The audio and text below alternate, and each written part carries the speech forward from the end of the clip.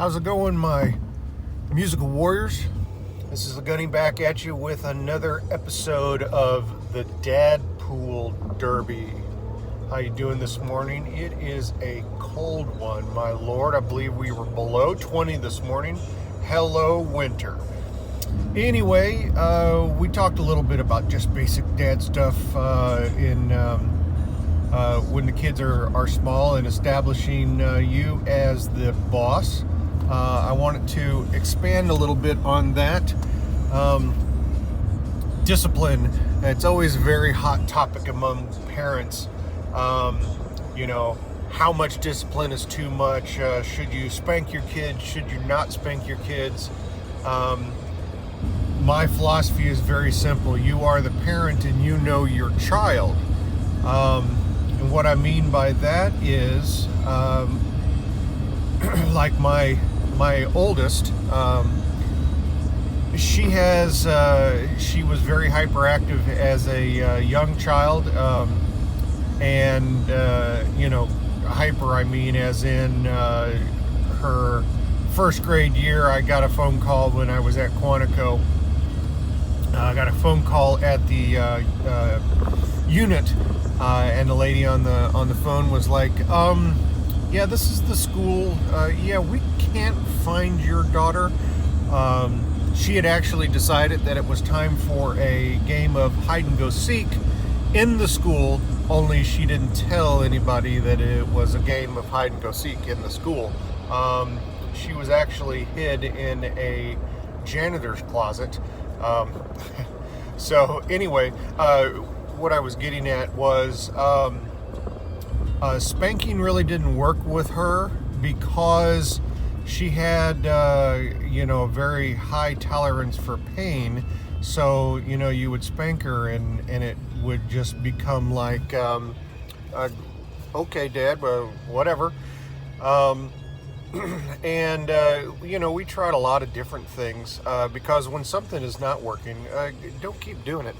So we did, like, I would tell her she would be getting a certain number of swats, and I tried to make a big deal out of it by, putting her across my lap and spanking her that way, kind of making a production of it where she had to count the number of swats that she got and blah, blah, blah, blah, blah. And none of it worked.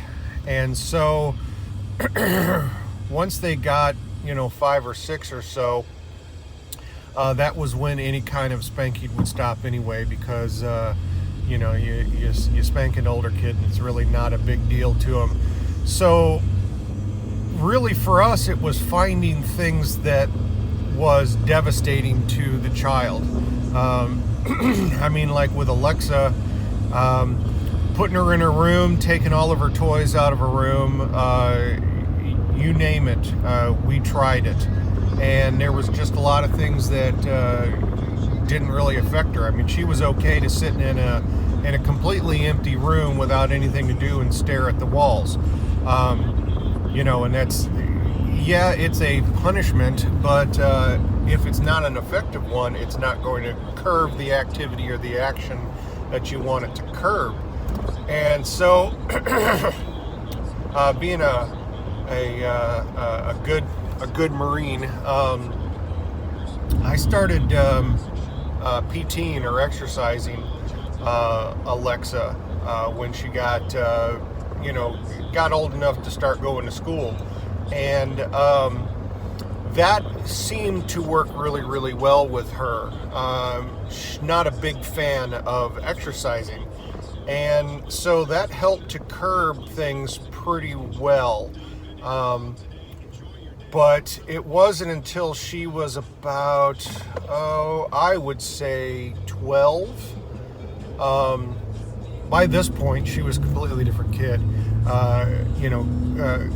We had figured out that she was hyperactive and attention ADHD, and so she was on a lower dose, a very low dose of Adderall and everything like that. But anyway, so those kind of issues were no longer a problem.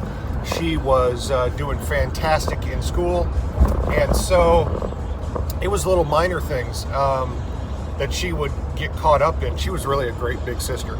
But one time she was like 12, Augusta was 9, and the little Avery was 6. Anyway, I don't remember who had done something. I don't remember if it was Avery or Augusta, but I think it was Augusta. But anyway,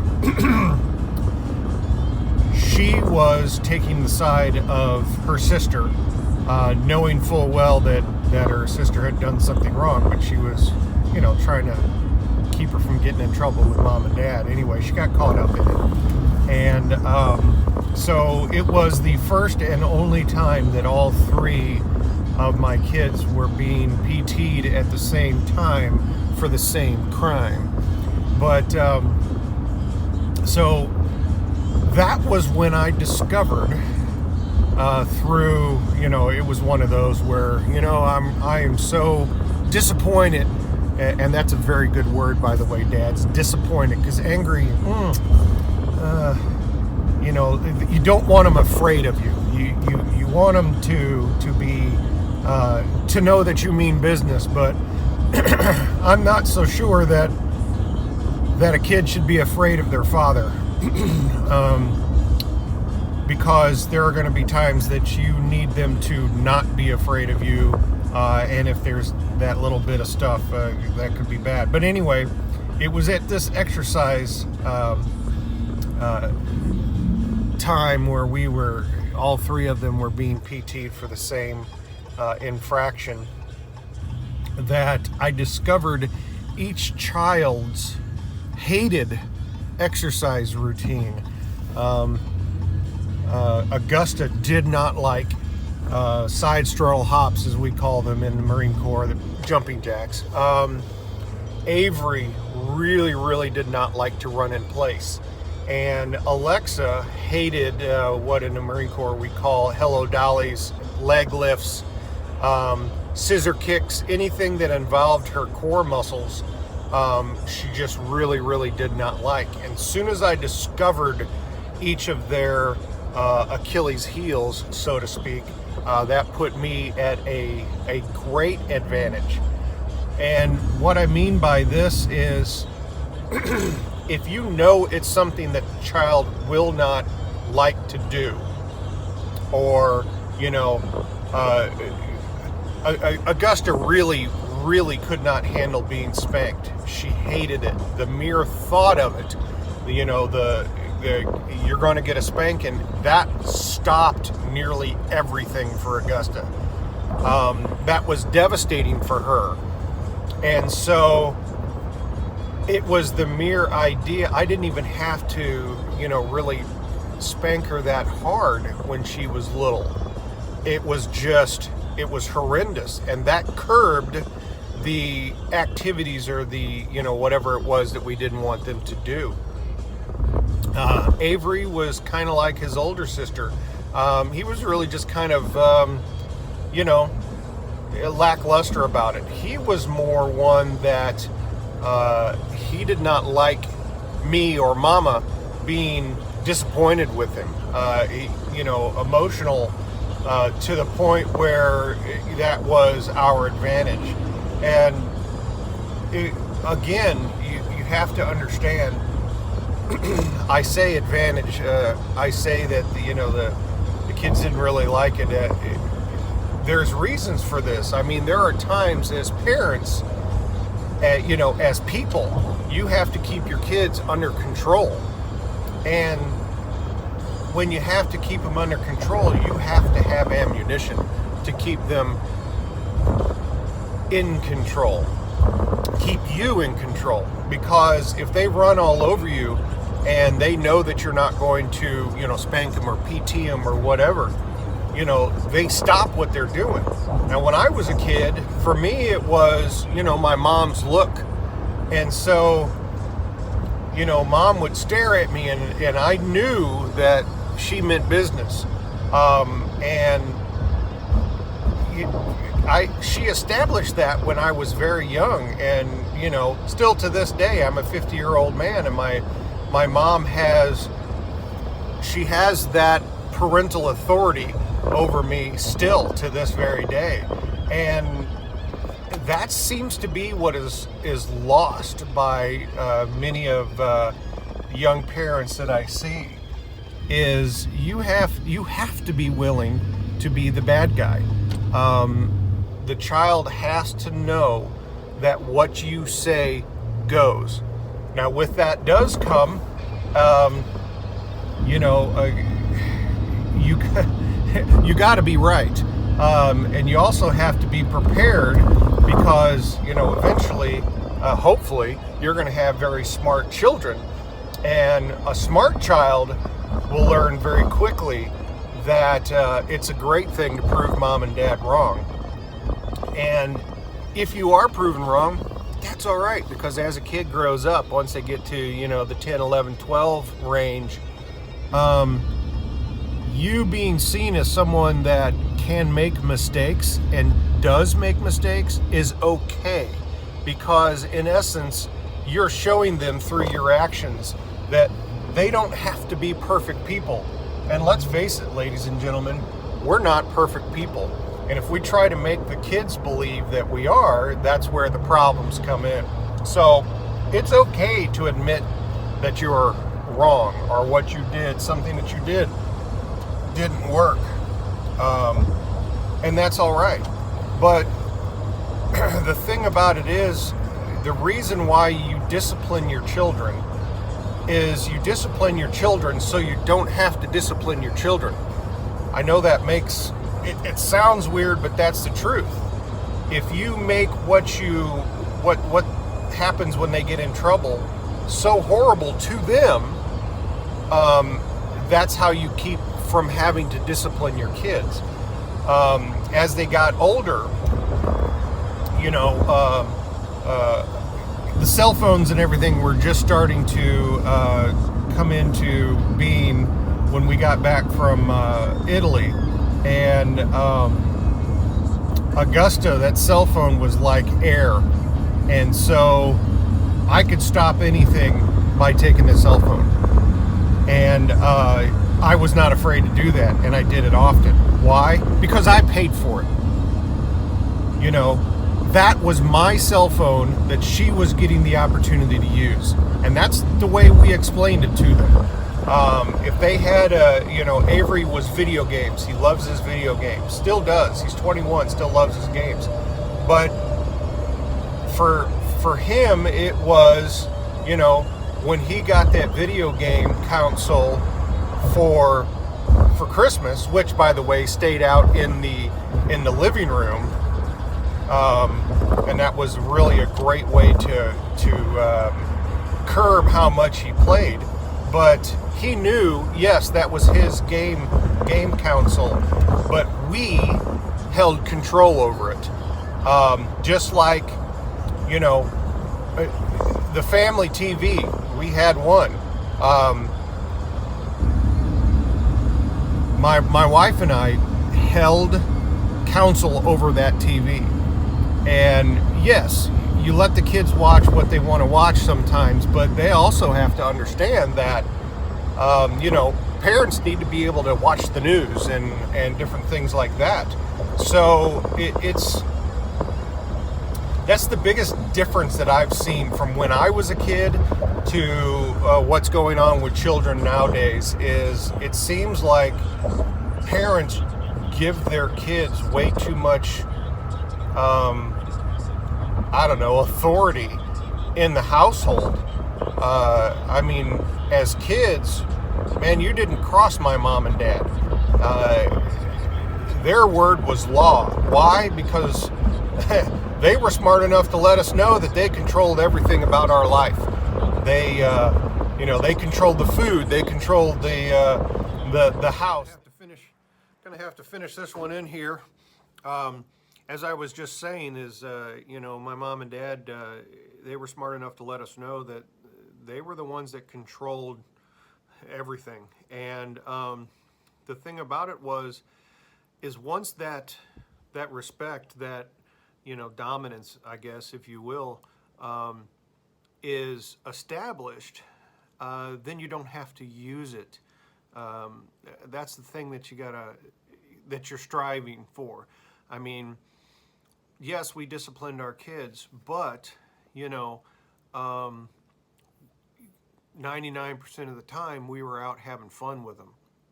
Now, the thing that I want to stress again is, I say control over the TV, but a lot of times, if the kids wanted to watch something, it wasn't that we didn't want to watch it, because oftentimes we watched what they wanted to watch with them.